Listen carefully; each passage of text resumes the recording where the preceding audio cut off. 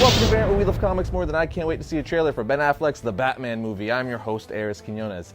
There is no question that the lightsaber is one of the coolest weapons in all of science fiction. And there are a bunch of cool ones out there, so I thought it would be fun to count down what I personally think are the coolest lightsabers in current Star Wars canon. Before we get started, I just want to say that this list isn't based on the most iconic lightsabers like Vader's, Luke's, Anakin's, and so on. Some of those may be on the list, but it's more about the most unique and different kinds of lightsabers that are out there. But I wanted to add that in case you're wondering why some of those lightsabers may not be on the list. With that said, let's dive in.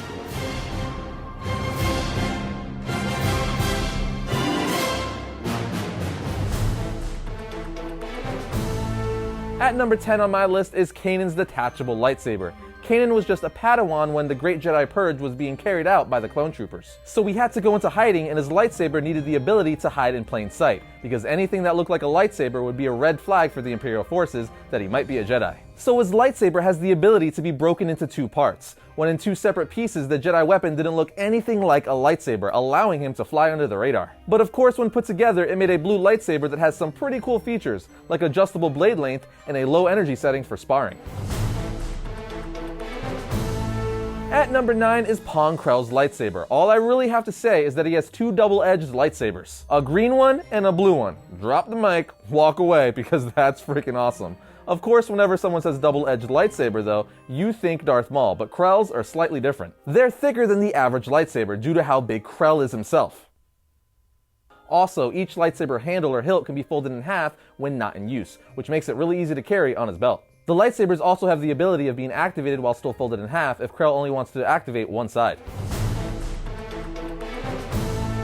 Moving along to number 8, we have Asajj Ventress's locking lightsabers. Her red lightsabers could be used as dual lightsabers, one in each hand with the hilts very similar to Count Dooku's, or locked together to form a double-bladed lightsaber similar to Darth Maul's. So she kinda has the best of both worlds, which is awesome. When locked together though, the hilts make a really cool S shape that's really unique to the character. Keeping this lightsaber train rolling, at number 7 we have Ezra Bridger's first lightsaber. He built his lightsaber after he found a kyber crystal at a Jedi temple. He then built his lightsaber from pieces he gathered from his fellow rebels, but all you really need to know is that his lightsaber is also a gun. A stun gun to be exact, but that's still really cool and incredibly unique.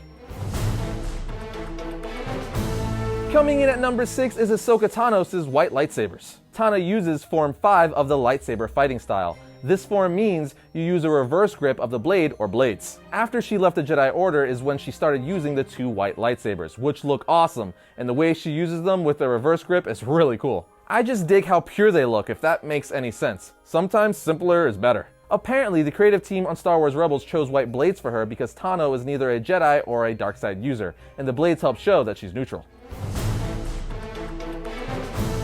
At number 5 is the Grand Inquisitor's lightsaber. His lightsaber can be used as a single blade with a half-circle shaped guard on its hilt. He could also activate a second blade, making it yet again look reminiscent to Darth Maul's lightsaber. But of course, that's not all, my friends. Oh no. The Grand Inquisitor could activate a second blade and create a full circle around the handle and spin the two blades like a helicopter propeller, which I gotta say would not be fun to fight. Speaking of a helicopter propeller, he could also use it as such to lift himself off the ground. Coming in at number 4 is the elusive Darksaber. The Darksaber has a mysterious origin as well as power. Apparently the Jedi are the ones who constructed the Black Blade, but the Mandalorians took it from them during the fall of the Republic. As you can see, it looks very different from traditional lightsabers. It's essentially just an ancient lightsaber with a unique black color and overall look, but man does it look awesome. It kinda looks like a katana but with the lightsaber glow and power. Its hum is also a higher pitch than the normal lightsaber. It's so unique that throughout history people have been willing to risk their lives just to obtain it, so that says something. At number 3 is Kylo Ren's lightsaber. I've been a huge fan of this saber since the first time I saw it in the Force Awakens teaser trailer. I love how it looks like a knight's sword with the crossguard and the fiery unstableness that the blades have themselves. The reason for this look in the jagged blades is because the lightsaber was made with a cracked kyber crystal. So the crossguard is actually there to release the excess heat, as the hilt can't properly contain the raw power of the cracked kyber crystal. I think that reasoning is just really cool, and so is the overall look of Kylo Ren's lightsaber. At number 2 is none other than my second favorite Sith Lord, Darth Maul's double-bladed lightsaber. He's not the only one to have a double-bladed lightsaber, as you could see by this list. He's not even the first one if you count the Star Wars Legends comics. But he was the first for mainstream media, and in a lot of ways was the catalyst for the future of unique lightsabers. Before Episode 1 Phantom Menace, we just had normal lightsabers in the Star Wars movies. Maul was the first one to have a really cool variation of the lightsaber. I remember the first time seeing it in the trailer. Me and every other person in the world was like, what? What is this thing? It's freaking awesome. But not only does it look amazing, Darth Maul is a beast while using it. It had to be this high on my list simply for the impact it had on the design of lightsabers in the Star Wars universe.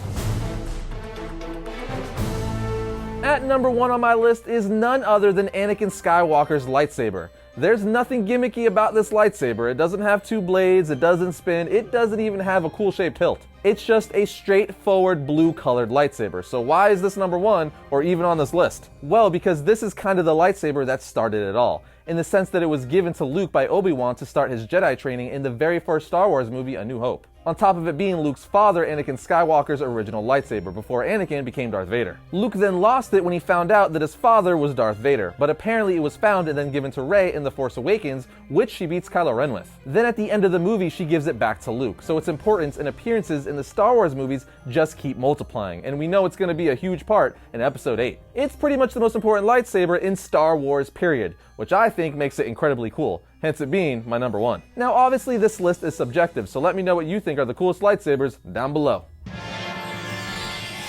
When you buy a domain name from domain.com, you get the power to influence and control what people find when they search for you online. No domain extension will help you tell your story like a .com or .net domain name. Domain.com is affordable, reliable, and easy to use. The guys at domain.com gave variants an awesome offer. Get 15% off domain.com's already affordable domain names and web hosting when you use the coupon code variant at checkout. So when you think domain names, think domain.com.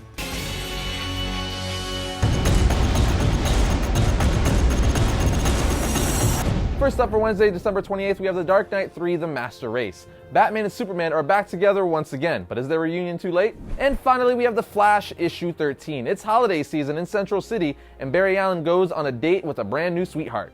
And that brings another episode of Variant to a close, but remember, you can always like our Variant Facebook page to keep up with the show and all things comic related. You can also follow Variant on Twitter at Variant Comics or me on Twitter at Arris_Quinones. But I'll see you guys next week when I talk about all things comics. More about the most unique and different kinds of lightsabers.